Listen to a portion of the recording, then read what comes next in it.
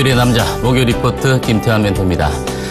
지난주에 섬유의복 업종을 좀 말씀을 드리면서 영업무역과 같은 종목이 여러분들이 방송을 너무 많이 예측을 하셨는지 모르겠지만 16% 이상이나 당일 급등하는 그런 모습을 보여주었습니다. 지금 이제 수요 리포트가 목요 리포트로 시간을 옮겨서 매주 목요일마다 목요 리포트를 하고 있는데요. 처음에 여러분들이 소개해드렸던 그 한신기계라든지 바텍 이런 종목들이 이제 신고가를 보였던 모습도 여러분들이 아마 잘 참조를 하셨을 겁니다. 아직까지도 주가 자체가 오르지 못한 종목. 이게 바로 아이센스라는 그런 종목인데요. 이 종목은 애초에 여러분들에게 중장기적 관점에서 관심을 좀 가져달라 이렇게 말씀을 드렸기 때문에 지속적인 그 관심과 참조를 계속적으로 좀 여러분들이 지켜봐야 될 종목이다라고 말씀을 드리겠습니다. 자, 오늘은 여러분들과 함께 좀 살펴볼 업황이 스마트카 시장에 대해서 좀 알아볼까 합니다. 물론 이제 지지난주에 여러분들에게 말씀을 드렸던 전기차, 2차 전지 관련 분야보다는 스마트카 시장 자체가 다소 좀 상위 개념에 있다라고 볼 수 있겠는데요. 여타 스마트카 시장 쪽에서도 소프트웨어, 또 부품, 반도체 또는 완성차 업체들 다양하게 업황이 이제 카테고리가 나눠질 수 있는 그런 모습이지만 오늘은 간략하게 여러분들에게 압축해서 일부 흐름매에 대해서만 좀 살펴드리도록 하겠습니다.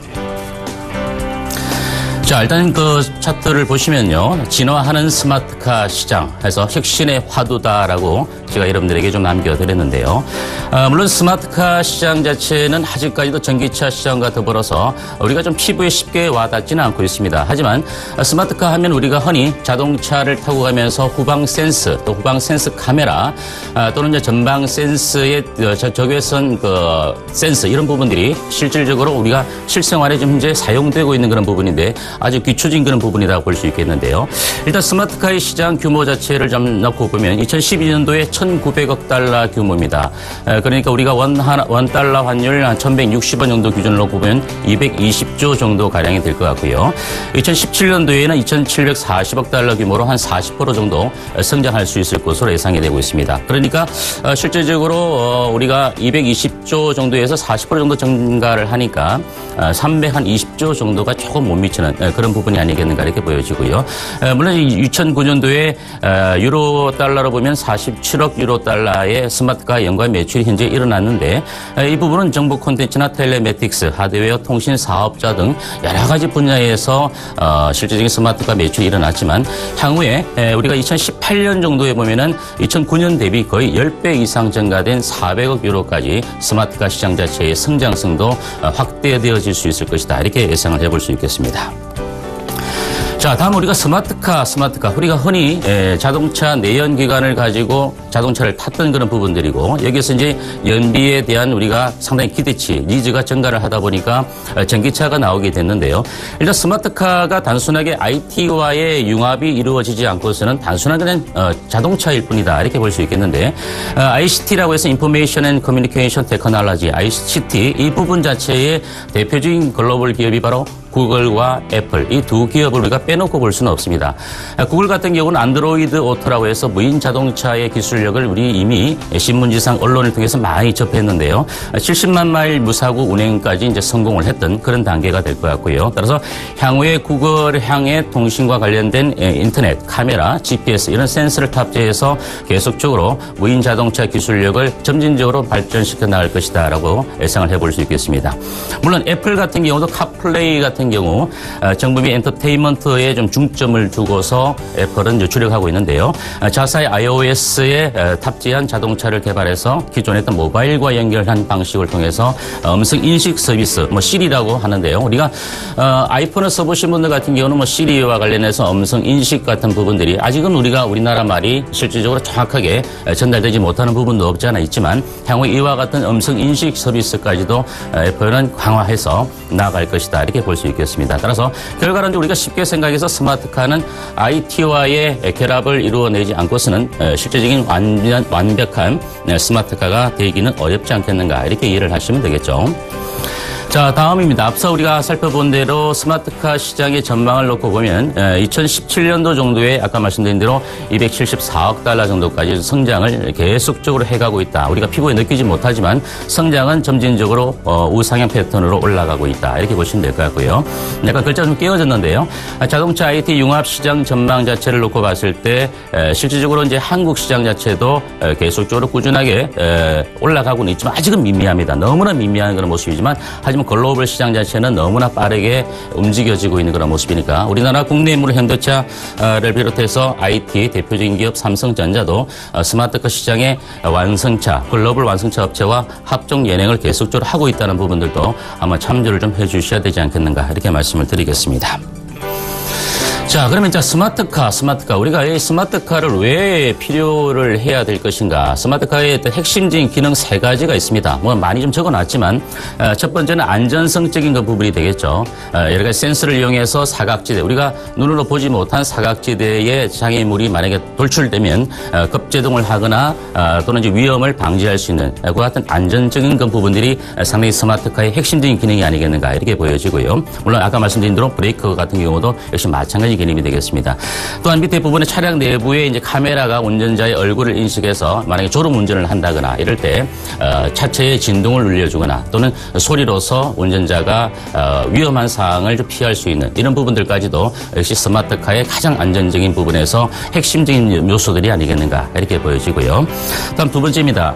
핵심 기능 3가지 중에서 이제 인포테인먼트죠. 인포메이션과 엔터테인먼트의 합성어죠. 인포테인먼트로서 스마트폰과 태블릿 PC, 우리가 스마트폰 태블릿이 많이 쓰고 있지 않습니까? 여기다가 이제 애플 워치와 같은 스마트 시계 이와 같은 것을 연동해서 원격적으로 차량 내부의 기능들을 조작할 수 있는 이런 부분들까지 발전을 하고 있는 그런 모습이고요. 또한 음성 인식 기술을 적용해서 자동차와 사람 간의 상호작용할 수 있는 그런 기술들을 계속적으로 접목하고 있다. 아까 앞서 소개드렸던 애플의 시리와 같은 음성 인식 서비스가 이와 같은 부분에 해당이 될 것 같습니다. 또한 LG전자는 아우디와 함께 스마트 시계를 통해서 스마트폰 버튼 하나만으로 주차된 차량이 우리가 원하는 모습까지 호출할 수 있는 그런 부분까지도 개발을 진행하고 있는 그런 모습이고, 삼성전자도 이에 못지않게 BMW와 커넥티드 드라이버라고 해서 에어백 작동 등 차량 충격 감지 시 위치 정보를 전송해서 실질적으로 사고가 났다면은 뭐 응급센터, 뭐 소방서라든지 또는 이제 응급 의료기관 쪽에 위치 정보를 서비스한다든지 또는 고객센터 쪽으로 실질적으로 위험을 알리는 이와 같은 커넥티드 드라이버의 시스템까지도 개발이 진행되고 있다. 이런 부분들입니다. 다음 이제 3가지 핵심 기능 가운데 마지막인데 이제 조작성 및 접근성이 되겠습니다. HUD라고 해서 헤드업 디스플레이, 뭐 우리가 골프 칠 때 헤드업 하면 안 된다 이런 얘기하고 좀 다른 부분이고요. 따라서 사용자가 동작을 통한 제어 방식, 모션 제어 방식이라는 것이죠. 실질적으로 운전을 할 때 우리가 흔히 내비게이션이 좀 앞쪽에 달려 있거나 또 차량에 실질적으로 장착되어 있는 내비게이션을 볼 때 이 부분도 상당히 위험성은 없지 않아 있습니다. 따라서 우리가 달리는 자동차의 앞 유리 부분에서 실질적으로 내비게이션 이 작동이 된다든지 또는 우리가 가고자 하는 목적지까지 연료 게이지 또 얼마만큼 연료가 필요한다든지 또는 이제 향후에 일어날 일이지만 정강경실까지 도입을 해서 가고자 하는 건물의 어떤 부분에 어떤 몇 층에 어떤 부분이 있다든지 어떤 음식증이 있다든지 이런 부분들까지도 다 접목이 될 수 있는 부분이 바로 HUD 이 분야다라고 말씀을 드릴 수 있겠죠. 따라서 결국은 사물 인터넷과의 연동성을 우리가 빼놓을 수 없기 때문에 물론 사물 인터넷까지 지금 현재 다루기에는 너무 시간이 좀 많이 걸린다 이렇게 보이기 때문에 사물 인터넷과 관련해서는 물론 향후에 전기차 그리고 스마트카 시장과 더불어서 상당한 미래의 어떤 먹거리가 될 수 있겠지만 다음 기회가 될 때 사물 인터넷과 관련된 부분에 대해서 말씀을 좀 드리도록 하겠습니다. 따라서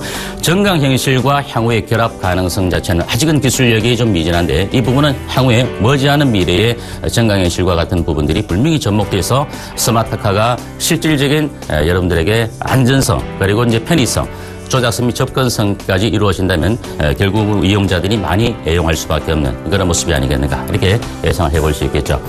자, 이 부분은 이제 차트화 했는데 실질적으로 자동차 구매의 영향적인 요소에서 우선순위가 무엇인가에 대해 좀 살펴보니까 자료를 찾아보니까 역시 안정성적인 물론 연비가 가장 제일 중요하죠. 현재로서 연비가 가장 중요한데 그 다음 순위가 바로 안정성과 편의성적인 부분이고 밑에 이제 빨갛게 동그라미를 쳐놓았던 부분이 IT 기기 지원이나 인터넷 연결성, 즉 텔레메틱스와 같은 이런 부분들은 역시 아까 말씀드린 대로 IT와의 융합을 통해서 스마트카 시장이 점진적으로 나아갈 수밖에 없는 그런 모습이다. 이렇게 볼 수 있겠죠. 물론 2014년도까지 자료니까 실질적으로 지금 현재 본다면 안전성, 편의성 또는 이런 IT 기기와 관련된 융합 같은 부분은 조금 더 증가가 되지 않았을까 이렇게 예상을 해볼 수 있겠습니다. 자, 이 부분은 이제 우리가 텍스트만 보면 좀 지루하니까요. 좀 그림을 좀 따와 왔습니다. 그렇다면 안성차 업체와 IT 기업 간의 합종 연행은 실질적으로 많이 이루어지고 있다. 2015년도에 CES 국제가전박람회에서 안성차 업체와 굴지의 글로벌 IT 기업들이 합종 연행했던 모습들이 많이 드러났는데요. 일단은 삼성전자와 BMW는 터치 커맨드 기술이라고 해서 태블릿 PC를 제어를 통해서 실질적으로 갤럭시 기어의 음성 인식을 활용해서 무인 주차하는 그런 시스템까지도 현재 박람회에서 소개가 되었던 그런 부분이고요. 자, 이 부분은 이제 벤처와 LG전자입니다. 무인 주행 자동차 핵심 부품인데요.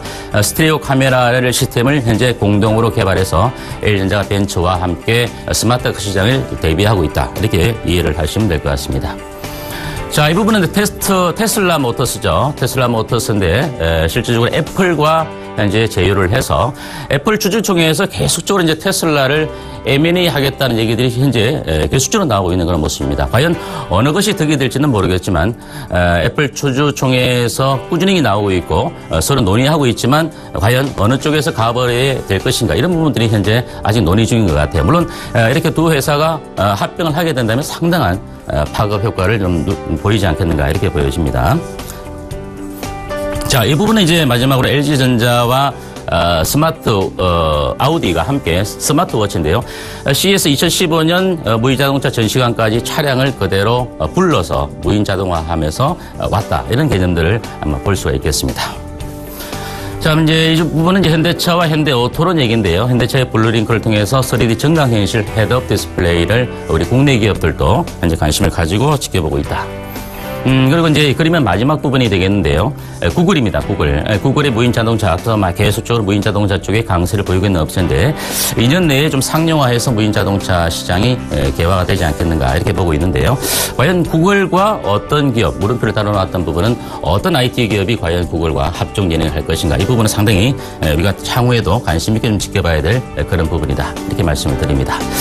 자, 이제는 그 종합 포인트가 되겠는데요. 스마트카 성장을 위해서는 IT와의 융합은 역시 필수적인 조건이라는 부분을 우리가 짤막하게나마 조금은 우리가 머릿속에 남아 있지 않을까 이렇게 판단이 되고 이와 더불어서 스마트카가 발전하기 위해서는 소프트웨어, 차량용 반도체, 사물 인터넷, 어떤 통신 사업자와의 주력과 이런 부분도 상당히 필요하기 때문에 영역은 계속적으로 확대되어질 수 있을 것이다 이렇게 보시면 될 것 같고 그래서 현재로서는 스마트카 시장 자체도 단기적인 수익성보다는 미래의 성장성적인 측면을 놓고 우리가 종목에 대한 관심을 가져야 되지 않겠는가 이렇게 말씀을 드리겠습니다. 자, 이제 그렇다면 이제 여러분들이 좀 관심을 가질 만한 부분이 바로 주요 관심주가 되겠는데요. 현재 여러 가지 종목들이 많이 있습니다. 하지만 제가 오늘 여러분들에게 5종목 정도를 압축을 해봤는데요. 물론 실적이 좋지 않은 종목들은 일부 좀 제외를 하는 그런 모습인데 세코닉스 같은 경우는 자동차용 카메라 렌즈 공급 업체죠. 2012년 실적을 14년도에 좀 상향하는 그런 모습이고 현재는 주가가 좀 바닥권에서 좀 박스권을 그리고 있는 그런 모습이지만 세코닉스 같은 경우는 실적도 나쁘지 않는 회사고 향후에 더 성장성적인 측면을 놓고 본다면 세코닉스는 별 3개를 좀 줘도 되지 않겠는가 이렇게 보여집니다. 다음 MDS 테크놀로지 같은 경우는 상당히 좀 많이 떠올랐죠. 웨빙구 멘토가 마동사 테크로 많이 소개해드렸던 그런 종목인데요. 주가가 단기적으로 좀 많이 떠올라 있는 그런 모습인데 국내의 1위 인베디드 소프트웨어 공급 업체죠. 자동차나 항공 또 국방 항공 분야 이런 쪽에도 쓰임새가 있는데 좀 많이 떠올렸기 때문에 제가 별표 2개를 좀 달아드렸던 그런 측면이고요. 유비벨록스 같은 종목은 좀 실적이 아직은 모멘텀이 좀 부족한 그런 모습입니다. 그렇기 때문에 분명히 유비벨록스도 현대차 쪽에 K9이라든지 기아차의 K9이라든지 또 산타페 쪽에 실질적으로 스마트코용 앱스토어 구축 및 단말기 앱 개발을 현재 진행을 했습니다. 그리고 동부 하이테크 같은 종목, 그리고 MCNS 이런 종목들이 있는데 여기서 단기 관심주와 중장기 관심주 좀 나눠 놓았던 부분은 단기 관심주는 MDS 테크놀로지는 너무 많이 떠 있기 때문에 여러분들이 좀 단기적 관점에서 관심을 가져주셔야 될 것 같고 세코닉스 같은 경우는 성장성적인 측면을 놓고 봤을 때 우리가 좀 중장기적 관점에서 지켜보시면 될 것 같고요. 그리고 유비벨록스 같은 경우는 최근 단기 흐름은 어제 좀 조정을 받았지만 흐름은 상당히 좋습니다. 좋습니다. 하지만 아까 말씀드린 대로 실적 모멘텀을 좀 계속적으로 체크를 해봐야 될 그런 종목이고 동부 하이텍 같은 종목은 너무 많이 떠올라왔습니다. 이미 주가에 선반이 되면서 많이 떠올라왔기 때문에 조정 시에 좀 중장기적 관심에서 관심을 가져야 될 종목이고 MC넥스 같은 경우도 역시 마찬가지 개념이다라고 판단을 하시면 되겠습니다. 그래서 오늘 여러분들 짧은 시간에 스마트카 시장에 대해서 좀 말씀드리기는 너무 짧은 시간이었지만 여러분들이 이와 같은 흐름 속에서 주요 관심주에 대한 관심을 좀 가져보시기를 당부드리겠습니다.